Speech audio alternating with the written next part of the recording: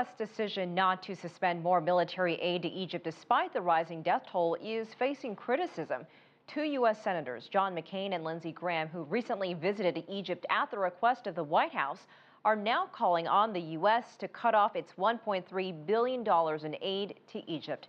Nathan King joins us live from our Washington newsroom. And Nathan, what can you tell us about that? Yeah, that's right, Elaine. It was just over a week ago that the senators John McCain and Lindsey Graham, political opponents of Barack Obama, but politicians with very strong foreign policy credentials, went to Cairo in part of an all-out effort by the White House to try and get a political process moving in the divided country. Now, the senators are saying that the U.S. should have called for the removal of Egypt's democratically elected President Mohamed Morsi a coup. They should have called it a coup in the first place, and that would have triggered an automatic cut in aid. We violated our own rule of law by not calling it for what it is, because our law clearly states that if it's a military coup, then aid is cut off. So initially, we undercut our own values. McCain and Graham were in Egypt before the Muslim Brotherhood camps were cleared by security forces. The fact they were sent by the White House and are now speaking out so publicly is a blow to the Obama administration's credibility. The U.S. decision to maintain ties with the Egyptian military also has led to protests across the Muslim world, from Istanbul to Karachi, with the U.S. flag being burnt on the streets. With the Egyptian military and police pledging to continue to use lethal force to disperse demonstrators, continuing to supply military aid creates another problem for Washington. Much of the hardware used on the streets of Cairo could be American. Things like night vision goggles, and then, of course, the tear gas canisters that were all over the place during the early days of the revolution that were stamped made in the USA.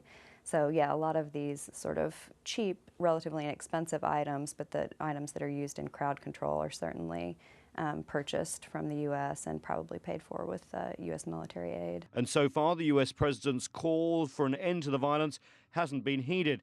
Experts on Egypt's military say the cancellation of joint exercises, Operation Bright Star, was largely a symbolic move.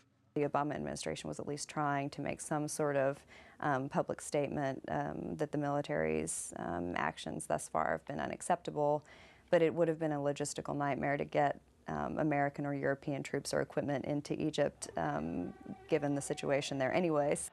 Under pressure at home and abroad, the U.S. policy on Egypt has struggled to keep up with events, let alone shape them. In the end, the reality might be that even with $1.3 billion in aid, the U.S. doesn't have that much leverage over Cairo. With Arab states like Saudi Arabia and the United Arab Emirates pledging more to the interim government, Washington may have little room for maneuver, Elaine.